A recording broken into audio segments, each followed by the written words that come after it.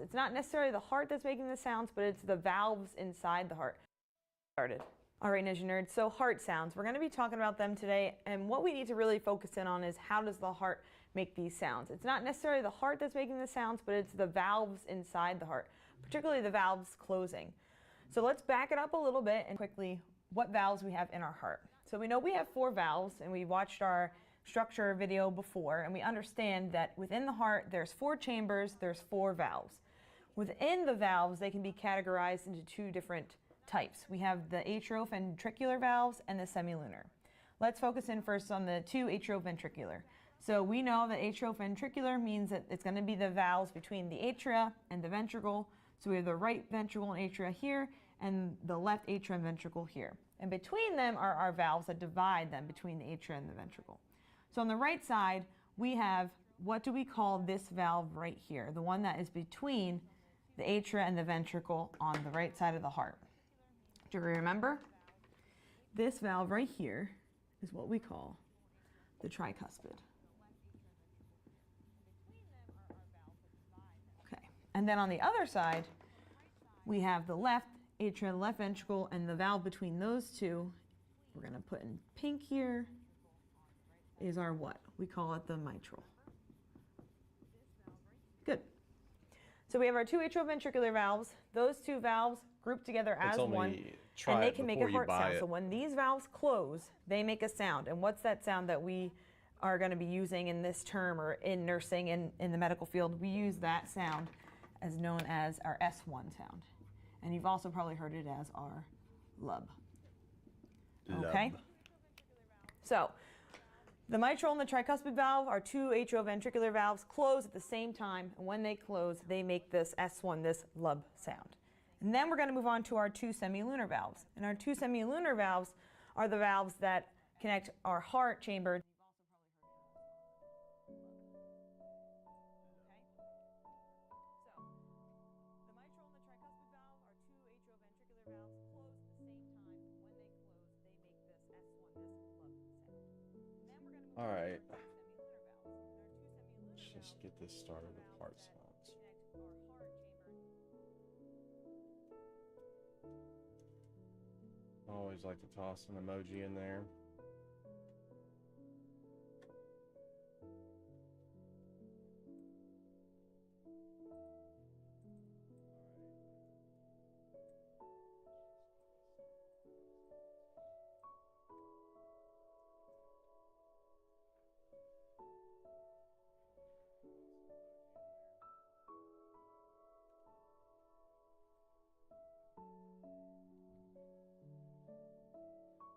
It's been so long since I've actually looked at heart sounds.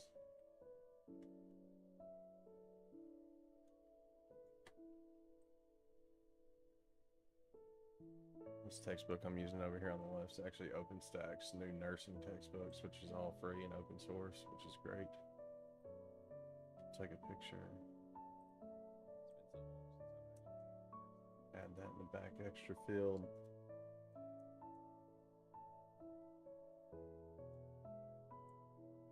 I'm gonna go ahead and take a picture of this.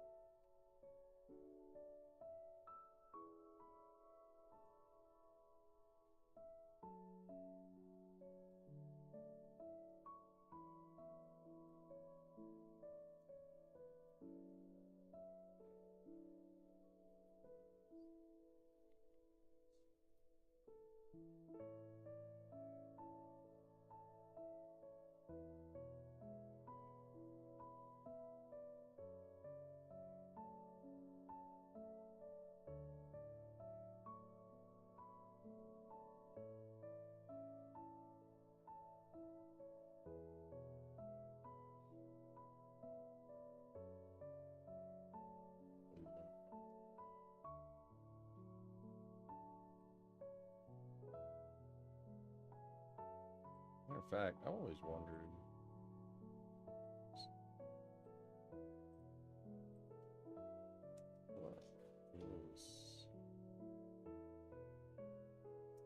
What is this?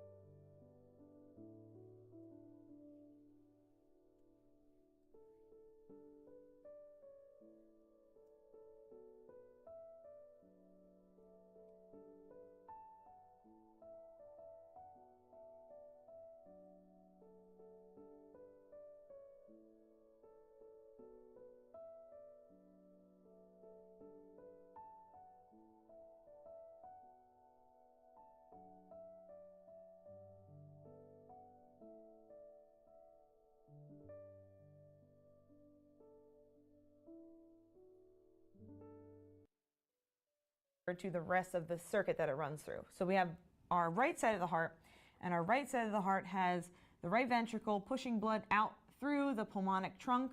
So we know that this semilunar valve here is our what? Our pulmonic.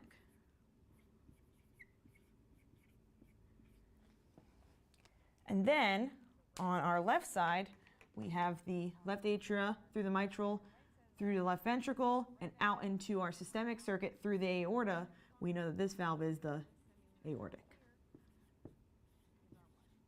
And you're like, Kristen, we already know this. We already know the valves. I know. It's just a review. So now we know that the semilunar, pulmonic, and aortic valves, they're going to close at the same time. And the sound that they make is our dub. And we call that our S2. So just so we have an idea here now what we're talking about S1 and S2. And remember, the valves make the sound when they are closing. So that raises the question now, why do valves close? What's going on? Why are our valves closing? Do they know how to close? Why do they close? The purpose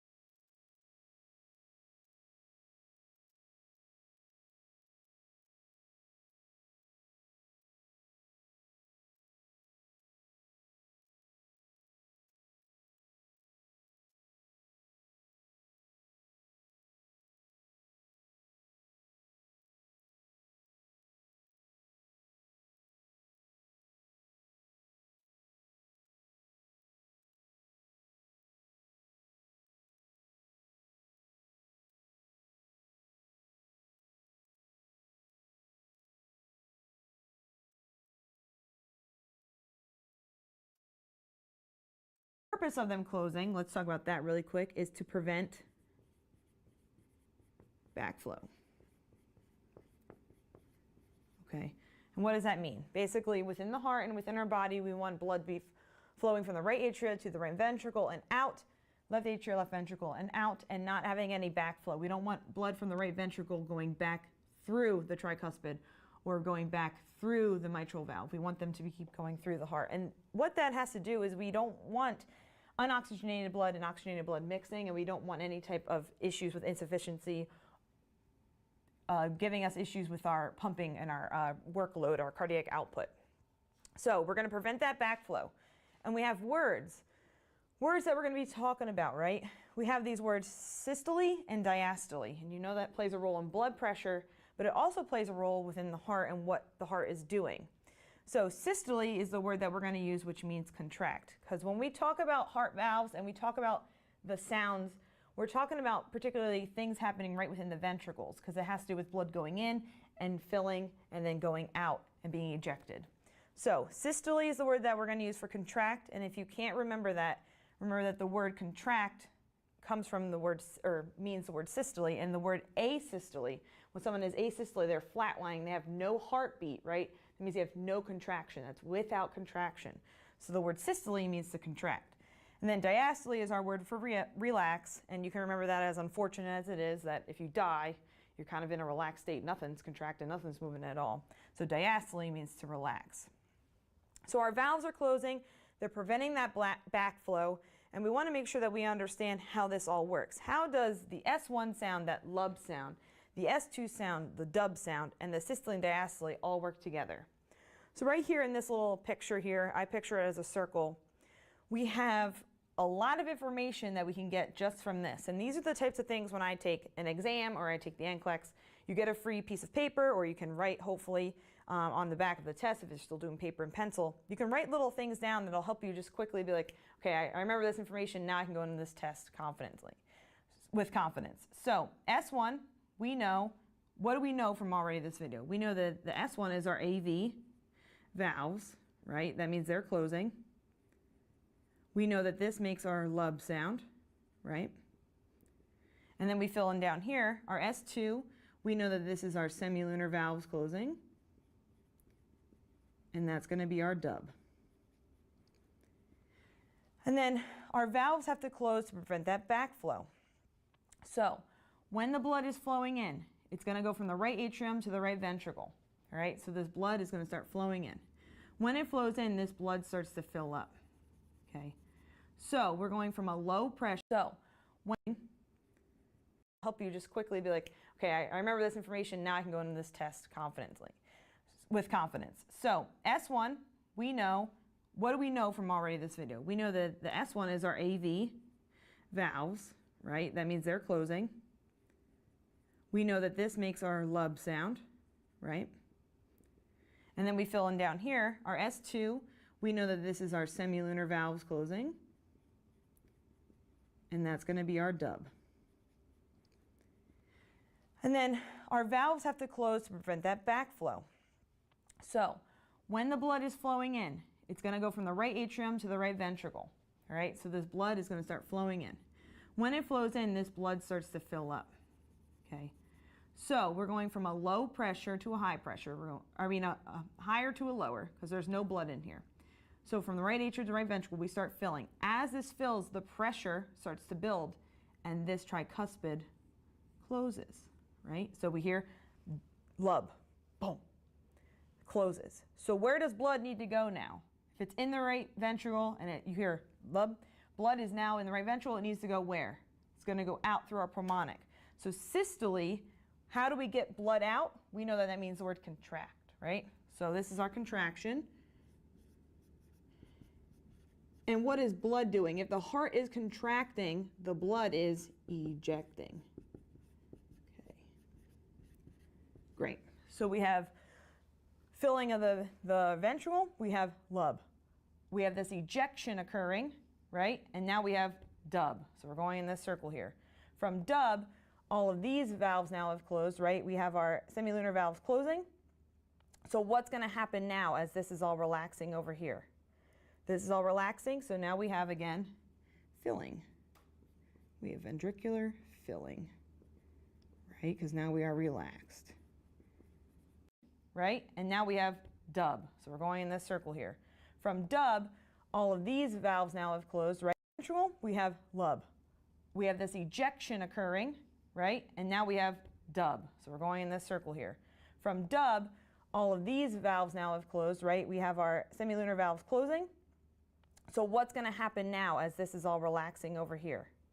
This is all relaxing, so now we have, again, filling. We have ventricular filling, right? Because now we are relaxed. And if you just think about this little picture for a second in a nice little circle, you'll understand that S1, lub, systole, eject the blood out.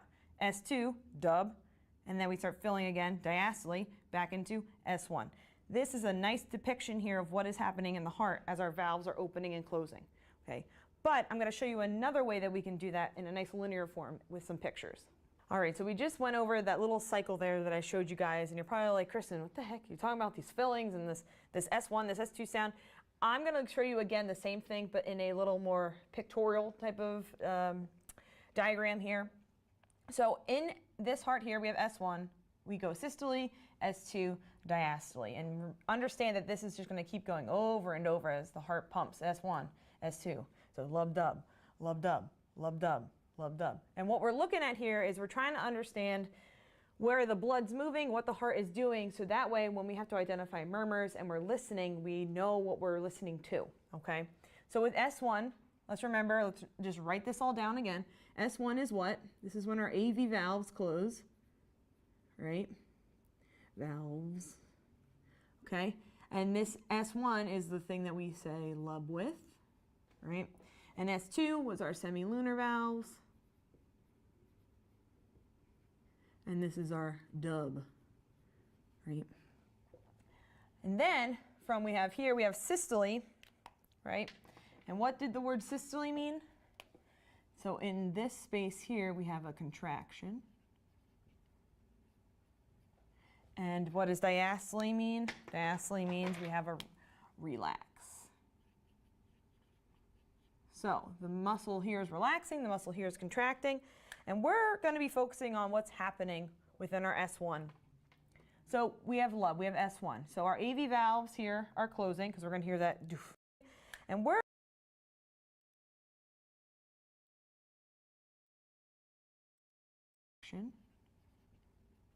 and what does diastole mean? Diastole means we have a relax. So the muscle here is relaxing, the muscle here is contracting, and we're going to be focusing on what's happening within our S1.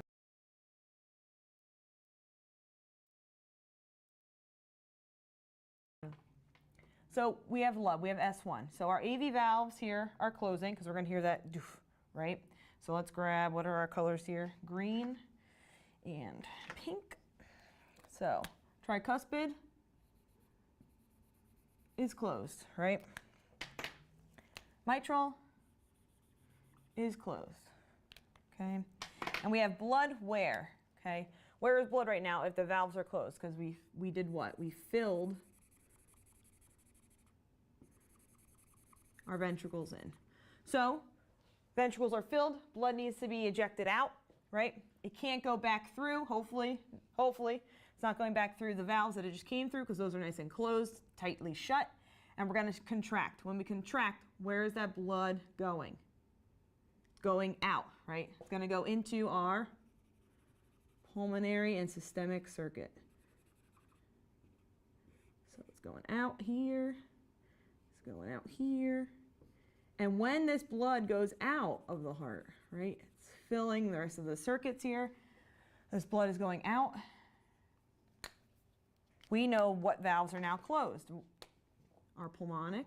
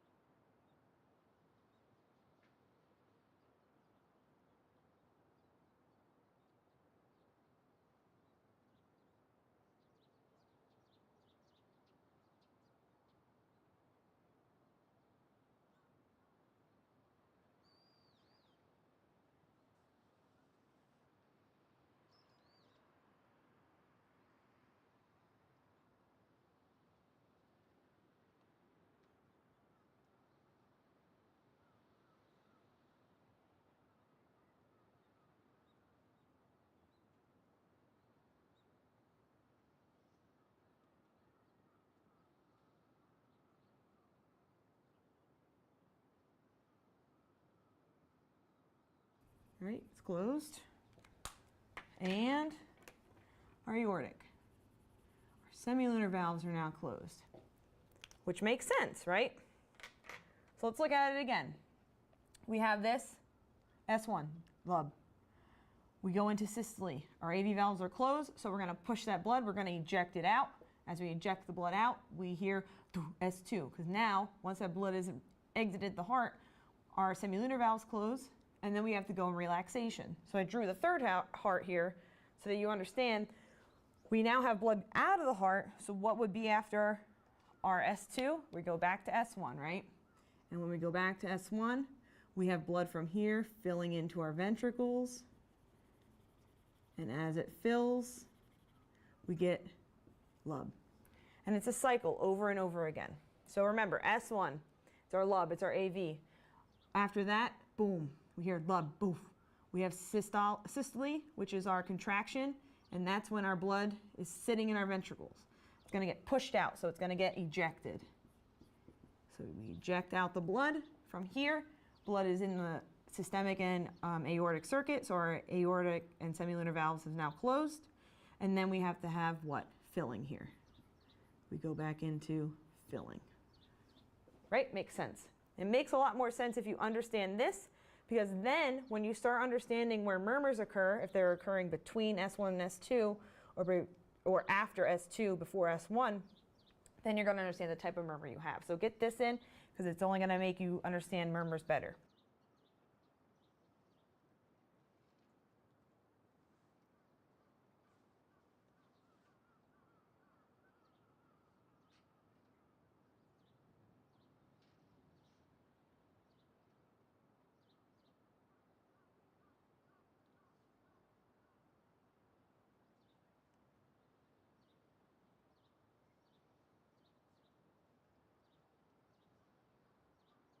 But now we understand at least S1 and S2. We understand lub-dub. We know that it's either the AV valves or the semilunar valves.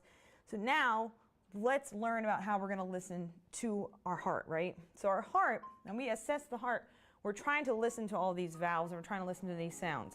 And we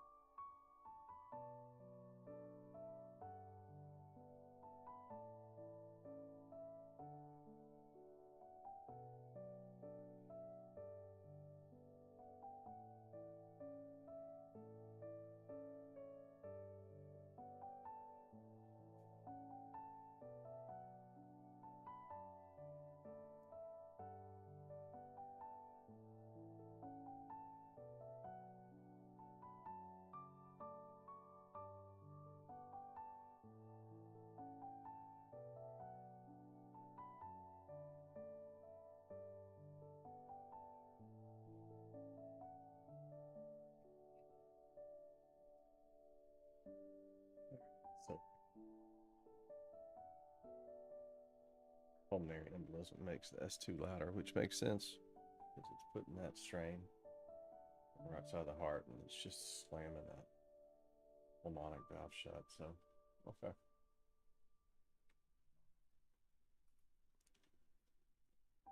That makes sense to me.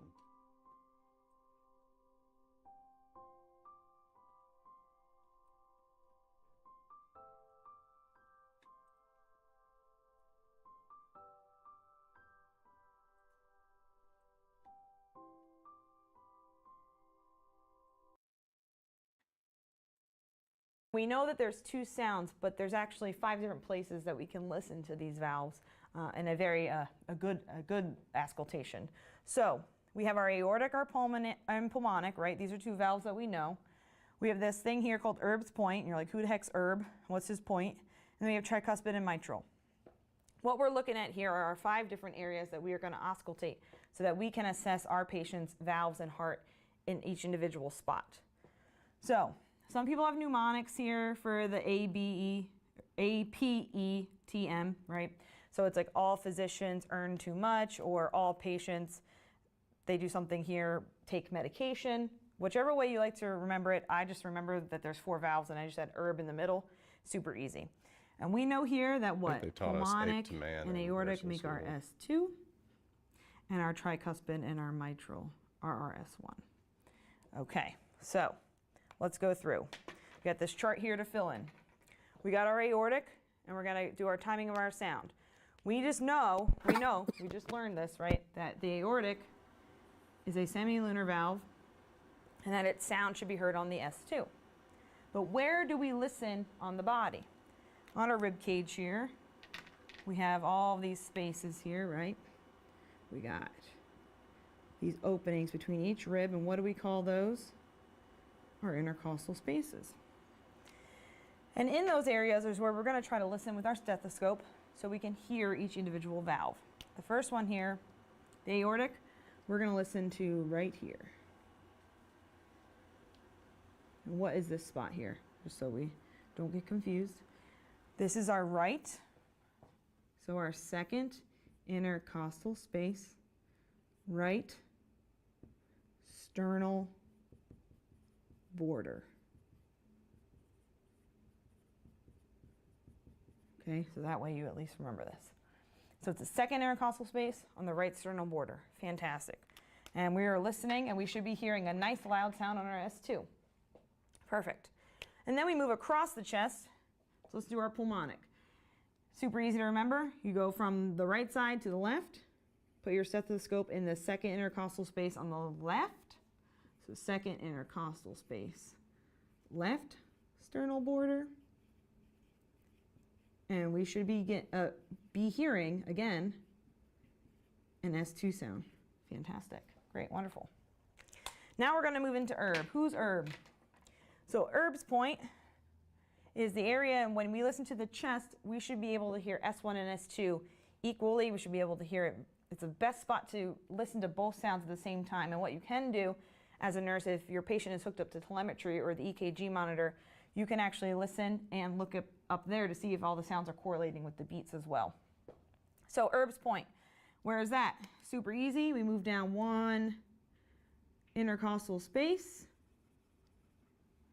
And now we are listening on our third intercostal space of the left sternal border.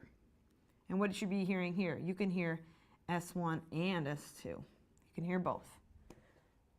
Fantastic, awesome. And then you're going to go into the tricuspid, which is easy. Move down one more space. And we're going to be listening to where? If we're moving down one more, we're at the fourth intercostal space of the left sternal border. And we should be hearing S1. Fantastic. And the last thing we're going to listen to is our mitral.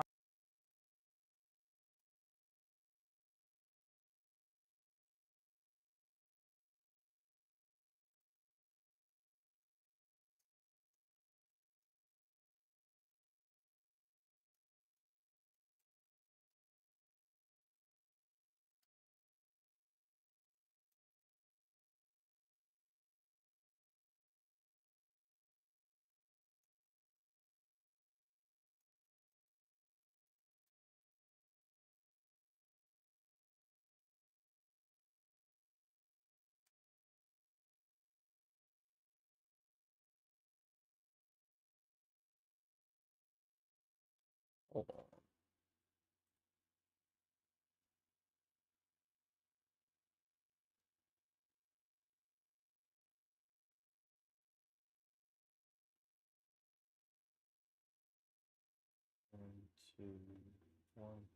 Two, three, four, five.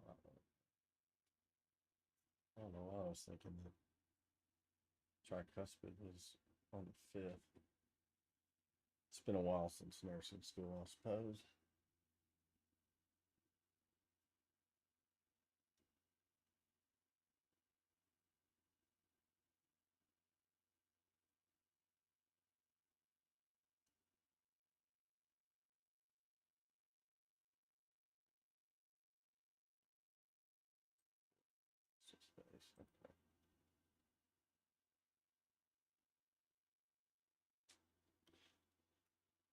Okay. All right, whatever. Our mitral is the little tricky guy. So what you can do on your patient, they're laying flat, you're listening to their heart, you can palpate along their clavicle, and you're going to be trying in the midpoint. When you find the midpoint, you're going to go down. One more intercostal space. You're going to go to the 5th intercostal space. Mid-clavicular line.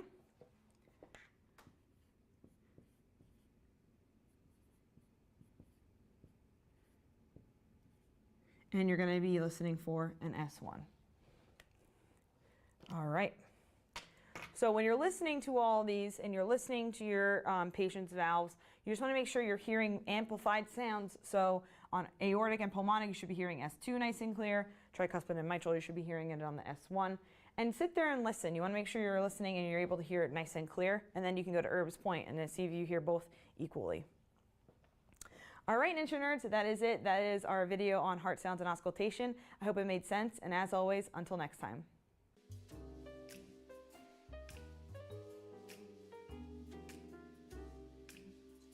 I've still got murmurs, whatever. I think we're gonna leave it here for today. It's a good review to get this kicked off with the CCRN book. That's where it starts, so.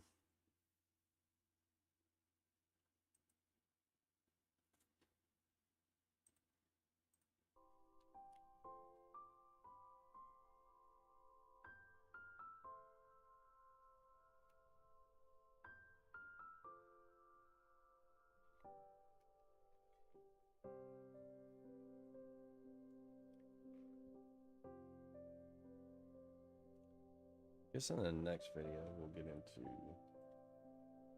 abnormal heart sounds.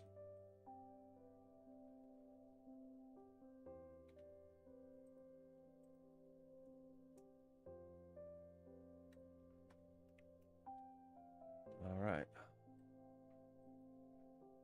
We'll call it a day. I'll try to link this Anki deck where everybody can download it and just kind of have it as I go through.